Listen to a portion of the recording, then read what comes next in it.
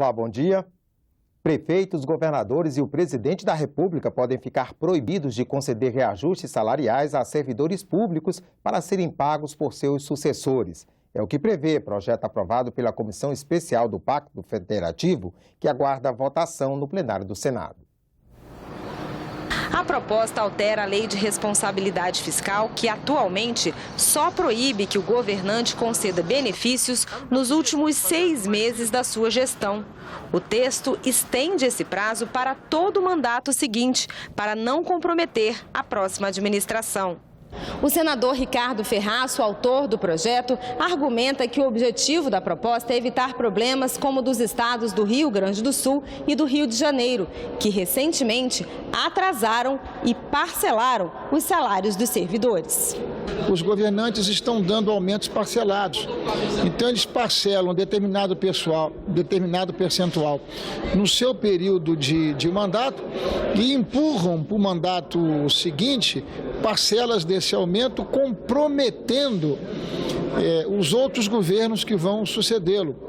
Isso não é possível de acontecer, de continuar acontecendo, porque você contrata uma despesa permanente para o setor público sem saber se você vai ter receita para corresponder, para bancar esse tipo de despesa. Se essa proposta já estivesse em vigor, não seria possível conceder aumentos como os que o Congresso aprovou no último mês, que autorizou reajustes escalonados em até 8 vezes. Segundo o diretor da Faculdade de Economia da Universidade de Brasília, o projeto é positivo e pode ajudar o país a ajustar os gastos públicos, mas deve trazer perdas salariais aos servidores. Na prática, é muito possível que perca. Primeiro que o prefeito, o governador, ou mesmo o presidente, tende a ser mais generoso com ajustes que não vêm para ele. Então, isso é um elemento que se tirou. Depois, porque vai ter uma série de restrições de negociação, o período de negociação não vai poder ser reposto para frente, e isso vai acabar refletindo no salário do servidor público. Um prefeito municipal, durante uma campanha, ele se elege com compromissos de dar investimentos maiores, por exemplo, na educação, na construção de escolas. Mas quando ele assume o governo municipal, ele percebe que tudo que exige recurso está comprometido com reajustes que foram dados por leis locais anos antes, mas que terão impacto no seu mandato. Essa regra, se aprovada no plenário, já foi aprovada na Comissão Especial do Pacto Federativo, visa aprimorar a gestão pública no Brasil e por isso recebeu o nosso parecer favorável. A campanha eleitoral começou oficialmente nesta semana. Candidatos a prefeito e vereador têm pouco mais de 40 dias para tentar conquistar os votos no ano de mudanças na legislação.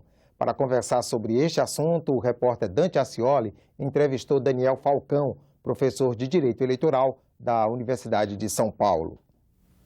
Professor, a nova legislação ela proíbe, por exemplo, a utilização de efeitos especiais nos programas de rádio e TV e também reduz o tempo de campanha eleitoral. Isso não é ruim para que o eleitor conheça o candidato?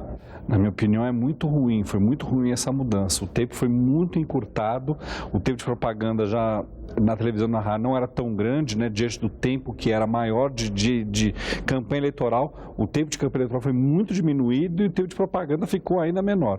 Então isso é ruim para que os eleitores possam conhecer os candidatos, já que uma miríade de candidatos, um número enorme de candidatos, principalmente para vereador, e as pessoas se baseiam muito na televisão e no rádio para saber quem são os candidatos, então se prejudica a possibilidade de que os eleitores possam conhecer quem são os candidatos. E quem ganha com essas mudanças, os pequenos ou os grandes partidos? Quem ganha com isso são os grandes partidos que têm mais estrutura e mais dinheiro para poderem mostrar quem são seus candidatos. Os pequenos partidos e os candidatos que chegaram na corrida eleitoral, na política agora, vão ter muita dificuldade em se mostrar candidatos. A nova legislação também reduziu o prazo para o registro de candidaturas e ministros do Tribunal Superior Eleitoral têm alertado para o risco de uma avalanche de contestações, em que isso pode mudar o resultado final das eleições. Agora, o candidato a prefeito eleito e que tivesse o registro cassado, vai ter que haver uma nova eleição naquela cidade. Antigamente, o segundo colocado assumia. Então, vai haver ainda mais interesse na impugnação de candidaturas, porque impugnando a candidatura de um candidato eventualmente eleito, ele vai proporcionar uma nova eleição naquela cidade. Então pode criar um conflito político perigoso em vários municípios do Brasil. E no caso das eleições proporcionais, isso não pode mudar completamente o quadro das câmaras de vereadores? Sim, pode mudar completamente o quadro no sentido de que pode ser que um candidato muito bem votado, que tenha carregado com ele muitas pessoas juntas, muitos outros candidatos juntos, se ele for cassado, o registro ou o diploma, pode mexer na conta do quociente partidário e isso vai fazer com que muitos eleitos também percam na rebarba junto com ele o mandato. Outra mudança é no financiamento das campanhas. Agora só as empresas vão poder doar para os candidatos. Isso vai acabar com o Caixa 2? Na minha opinião, isso não acaba com o Caixa 2, pode até agravar o problema do Caixa 2. No Brasil não há tradição quase nenhuma de doação de pessoas físicas. Então vão ser poucos recursos de poucas pessoas e as campanhas continuam caras, menos caras do que antes, porém caras. É caro fazer programa de televisão, é caro fazer programa de rádio, é caro fazer pesquisas. Então, o grande X da questão nas eleições de 2016 é da onde que vai vir o dinheiro. Então, acho que a tendência é que alguns candidatos, não sei, não tenho como afirmar quantos, mas alguns candidatos vão recorrer a métodos irregulares e ilegais para financiar as suas candidaturas. Especialistas têm alertado para o risco de fraudes, como o uso de CPF laranja. Por que é tão difícil ter eleições limpas no Brasil? O Brasil tem uma cultura de eleições sujas, de eleições ilegítimas e não normais há muitos anos. Se você pegar um livro de história do Brasil, desde o Império, quando tinha as eleições eram sujas, na República Velha, isso foi melhorando, mas principalmente em centros menores, isso acontece muito, compra de voto, compra de cabos eleitorais, utilização abusiva de meios religiosos, de meios de comunicação, de meios políticos e econômicos para que alguns candidatos consigam o seu intento em ser eleitos. Infelizmente, a tradição brasileira é essa, a Justiça Eleitoral, o Ministério Público tem feito um trabalho muito bom, mas o país é muito grande. O que esperar das eleições deste ano, que foi tão marcado por operações policiais como a Lava Jato?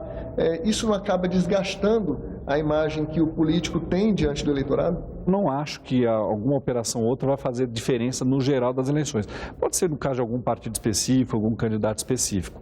Mas a insatisfação dos políticos é mundial. Em todos os países do mundo se verifica isso. Tivemos vários exemplos agora na Europa, nos Estados Unidos.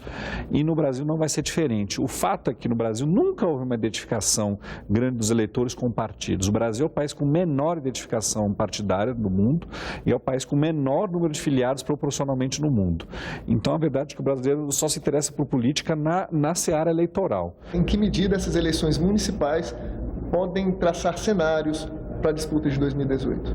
Sempre traçam cenários, né? Vitórias em grandes centros, não só São Paulo, Rio, em grandes capitais ou em grandes cidades que não sejam capitais, fortalecem candidatos que sejam hoje governadores ou senadores, ou inclusive prefeitos, para serem candidatos a governadores, ou de pessoas proeminentes da política brasileira para que sejam candidatos a presidente da República em 2018. O cenário para presidente da República com a Lava Jato está muito indefinido, ainda está muito cedo pensar nisso, mas está muito indefinido. Não temos a menor ideia de quem vai ser candidato e quais partidos vão poder lançar candidatos diante desses escândalos. Então, as eleições municipais, principalmente nos grandes centros, podem influenciar as eleições de 2018 sem nenhuma dúvida. Obrigado, professor. Obrigado a vocês.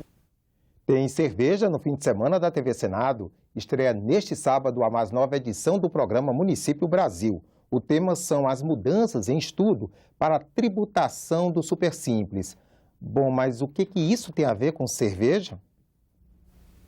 Tem cerveja de chocolate, pimenta e até de erva mate. A primeira cervejaria artesanal brasileira é gaúcha, a Dado Beer, criada em 1995. Uma garrafinha dessa aqui custa cerca de R$20. 60% do preço, R$12, é para pagar impostos. IRPJ, CSLL, PIS/PASEP, COFINS, IPI, CMS, ISS, contribuição para a Previdência Social. Mas esse valor pode cair pela metade porque as microcervejarias vão entrar no Simples Nacional. Ele realmente facilita muito a vida das empresas, porque além da carga, a complexidade na contabilização no Brasil é muito alta, né? Pense dia 15. Pense dia 28. Pagar no dia 1º. Se passar, tem multa. Ufa, é muito tributo para administrar, né? Amanhã às 8 da noite, no domingo às 8h30 da manhã e às 4 da tarde. São os horários do programa Município Brasil, no fim de semana da TV Senado. A sessão plenária do Senado de hoje está marcada para daqui a pouco às 9 horas da manhã. E você pode acompanhar ao vivo pela TV Senado e também assistir a outras notícias na nossa página na internet e na nossa programação nos boletins do Senado Agora. Uma boa sexta-feira para você.